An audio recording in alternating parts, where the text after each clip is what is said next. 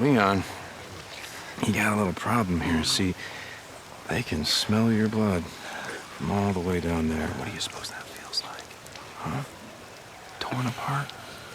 Eaten alive? I read somewhere that their periods attract bears. The bears can smell the menstruation. Well, after my Cyberpunk 2023 review, this person commented saying that one of their favourite games that they return to themselves is Days Gone, the PlayStation game that had some decent hype, but mixed to say the least reception, and I thought, you know what? Yeah, let's take a look at Days Gone. All I've heard about Days Gone is that it has a huge fan base, and it is a well-loved game, and it is a well-made game, and my dude Sam Witwer is in it as well, but it has some mediocre review scores from some outlets, a bit like how Alien Isolation was a great game, yet IGN gave that a 5.9 out of 10. Yeah, remember that? Someday, someone is going to make an incredible Alien video game that checks every box. But sadly, Isolation is not it. What you just said is one of the most insanely idiotic things I have ever heard. Also, I thought I'd do something a little different this time around too with my review with Days Gone and split them into two separate videos. This video will be a general overall review, and my second video will be more spoilers and a deep dive. If that's something you'd also like to see going forward, let me know down in the comments below. But what is Days Gone? And, well, sorry super fanboys of Days Gone, and this isn't a diss, this is just a layman's way or a super oversimplification of explaining it, but it's like The Walking Dead meets Sons of Anarchy, except maybe it's 2 to 4 years late to ride the hype of The Walking Dead and Sons of Anarchy, but I'll return to this point a little bit later on. But Days Gone is an open world post-apocalyptic-esque survival game that, well, has traditional survival aspects of crafting weapons and scavenging for ammo and hiding from hordes of zombies, facing off against other human survivors, and, well, that's really it. But it's a game that gets better the more you play it, and while retaining most of its fear aspects to it.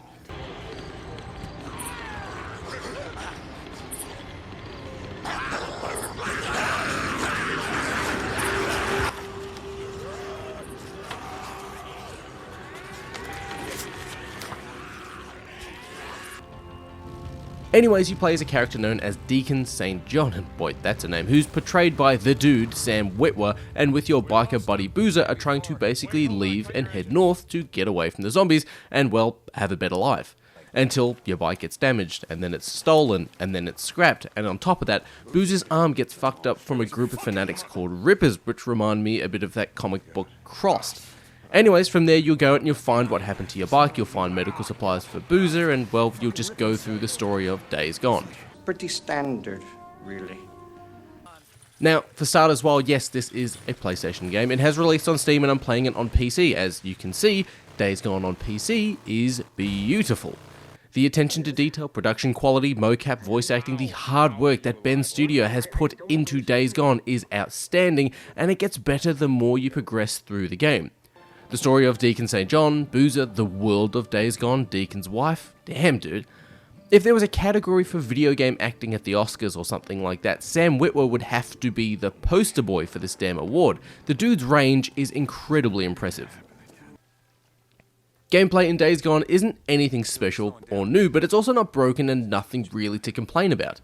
Now, I am aware that when it released on the PlayStation 4 there were some bugs like most video game releases nowadays, but I played the PC port, and again, thank you to PlayStation for releasing games on PC, and I didn't have any real game-breaking bugs. But Days Gone is a third-person action-adventure, sandbox, survival, scavenging sort of style game where it's set in a post-zombie-esque apocalypse-style world where resources are drained and you'll need to conserve your resources. You've got a variety of weapons used with obvious pistols, shotguns, rifles, crossbows, which is really the GOAT weapon of the game, and of course melee weapons. Now when you're using melee weapons, whether it's stealthing around or going a bit hardcore, Days Gone has a bit of an Uncharted or Middle-earth Shadow of War style games where you can hide behind cover, you can dash into bushes, and you can scope out the area. When facing off against human-style enemies, it's mostly hiding behind cover and shooting and taking them out, but when taking on the zombie-esque style enemies in the game known as Freakers, it's basically walking backwards and shooting forwards unless you're sneaking around quietly taking them out. You know what it is? Days Gone is like Red Dead Redemption Undead Nightmare, but if it was a full game, and replace cowboys with bikes. I wouldn't say it's exactly like that, but it's the best comparison I can think of. There's zombies, there's a massive strain on resources where every bullet needs to count, where running out of a crossbow bolt and not having silencers on your weapons are game changers. But what Days Gone gets right, and is what some people consider to be the second character of the game, is Deacon's motorbike. At the start of the game, your bike gets damaged and then it's stolen and basically destroyed by a nearby outpost camp. And from here, you're given a new bike that's obviously a starter bike and it isn't great. But as you progress through the game, you'll unlock upgrades or you'll get resources to purchase those upgrades. And then, at least in my opinion, you'll find yourself just exploring the open world just for fun. Now, your bike is the only way to traverse the huge open world of Days Gone, and unlike basically every vehicle in the game, or horses in Red Dead, but your bike can break down and your bike can run out of fuel, which is a really cool mechanic. I mean, horses could get tired and killed in Red Dead, but you know what I mean. But, so with that, anytime you go out and you do a mission or you're just exploring the open world, you'll need to keep an eye on how much fuel you have in your bike, as well as how much damage your bike has taken. Your bike too is also used for saving the game and fast traveling, and I'll get to that a bit later, but if you're out in the open world and get attacked by raiders or your bike's taken a heap of damage, yes, you can still ride it, but it can be super slow and you won't be able to outrun a horde. If your bike's taken too much damage, you'll need to look for broken down cars to rip off parts, or you need to look for fuel if you've run out of fuel. And for those of you who haven't played Days Gone before, anytime you're not with your motorbike, you feel a little naked and vulnerable, or at least I did. The bike isn't just your main mode of transport, well, it is, but it's also used for saving your game. Whether it's quick saves or traditional manual saves, you'll need to be near your bike, away from enemies, and away from zombie infestation areas where the freakers, which again is this version's game of zombies, basically hold up and respawn, if you will. They gather piss and shit and tree branches and they create little nests, and it's a bit like a bird nest, and you'll need to clear them out and you need to use fire and so on to take out the nests, which will stop them from respawning in certain heavily trafficked areas.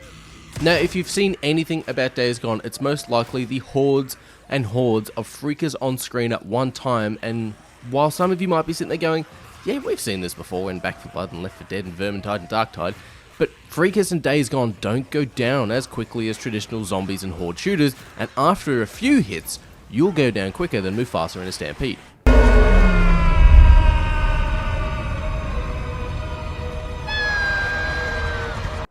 What the hell is that? Now, the freakers here in Days Gone aren't traditional zombies that shuffle around and are stupid. They're a bit like the zombies in, say, 28 Days Later, that they will sprint after you, they will climb buildings, they'll basically hunt you down until you've made a clean break away from them. While they're not completely smart, they do have the smarts of maybe like a 5-year-old. And speaking of zombie kids, there are zombie kids in Days Gone too, but we'll get to them in a moment or two.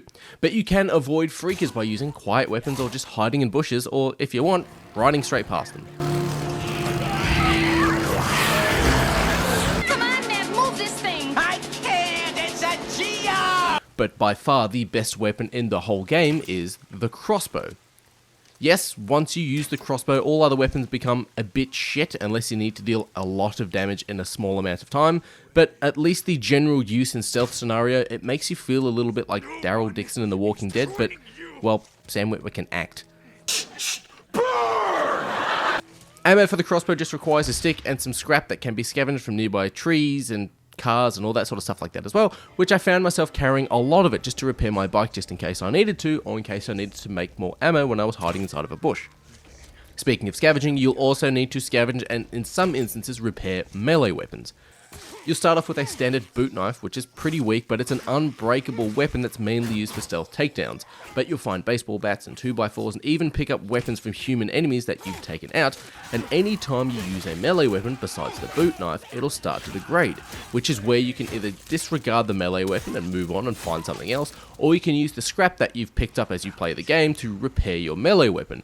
But the scrap used to repair your bike or make some ammo for your crossbow is the same scrap that you need to use to repair melee weapons, as well as scrap you need for some missions. Outside of melee weapons, if you want to go loud, you can, but being loud causes freakers to go towards the whatever was making noise, in that instance you. Everything you do, including using your bike and running and rolling and walking in some instances, even makes noise, and depending on your situation, you may not care and you might be blasting from one side of the map to the other on your bike, or you might be hiding and avoiding a horde of freakers that are nearby, which never fails to terrify me.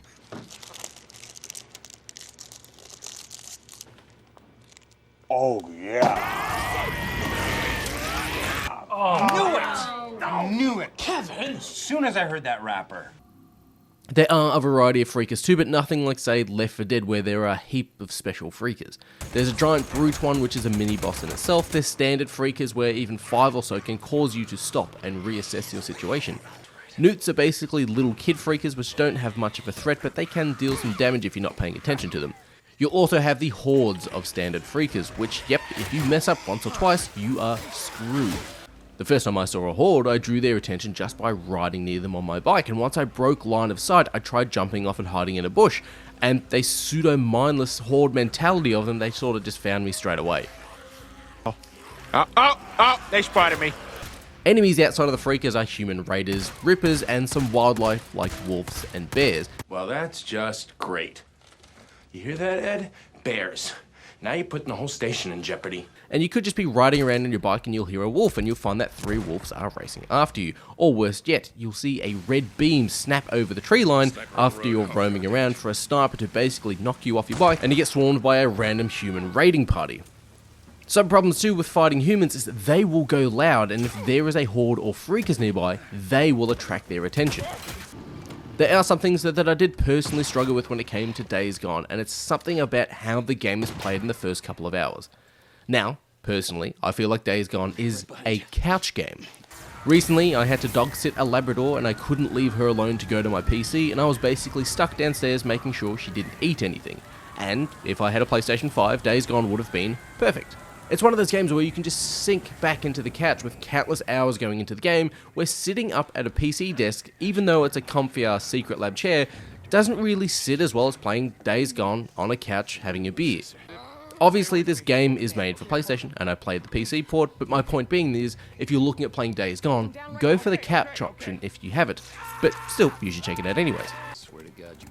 Days Gone is also a bit of a slow burn, especially at the start of the game, and while I did enjoy my time with Days Gone, when you first boot up the game, it gives off a bit of a Walking Dead, Daryl Dixon Sons of Anarchy vibe to it, and The Walking Dead way overstayed its welcome in my opinion, and I'm not a fan of Daryl. So I made my mind up sort of immediately subconsciously in my brain, and I got a bit bored.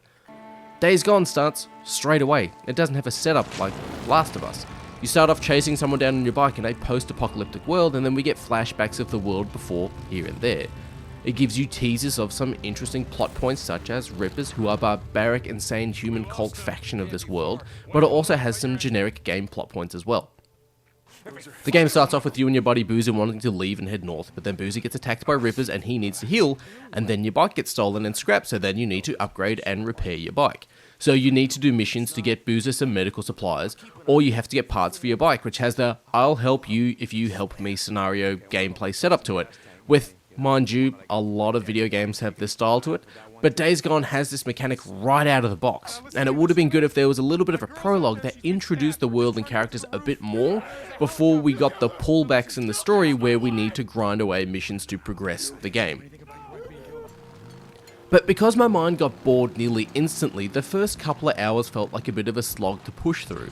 I sort of had to force myself to fire up the game, but as the story with Boozer developed, I was introduced to new characters, new areas, new upgrades, my first horde, and that's when I realised Days Gone got better the more you invested into it. I did also have some, well, not game-breaking bugs, but some bugs here and there while playing on PC, one of which I found was no freakers spawning at all. There was one point when I needed to go from one human outpost to another, and I didn't see a single freaker anywhere, and you generally see them as you run around on your bike from one area to another. They'll be eating something, they'll be chasing wildlife, maybe they'll be attacking a human survivor that needs saving. This happened until I died and then reloaded a checkpoint. Days Gone, however, does some things really, really damn well. As you progress in the game, you/Deacon St. John/Sam Witwer levels up and gains abilities and better weapons and upgrades for your bikes and such, but I never felt too powerful to just stroll through the game. When hordes would randomly appear, I immediately felt fear. The story too, again without going into spoilers, it gets better and better the more you keep playing it, and I found myself losing days playing this game, no pun intended. Honestly, there was a moment where Mrs. Duty went out in the morning, so I decided to play some Days Gone, and she came back about 9 hours later, and I completely spaced about how much time I'd actually played with this game. Okay, relax, Doc. It's me, it's Martin. The gameplay is nothing special, but the small attention to detail moments really work. The mocap work, the sound design, the side characters, the main characters, everything here feels like it actually has a purpose. Areas that I thought were just, going down the road of The Last of Us completely altered its course and put me in a headspin. One mission is immediately heartwarming, and then the next mission after that, you're mercy killing someone and it's really rough shit. And the team behind Ben Studios did a fantastic job. If you are looking for something to sink upwards of 50 hours into, a great story and some fantastic acting, then in my opinion, it's better than God of War and The Last of Us. So yeah, check out Days Gone.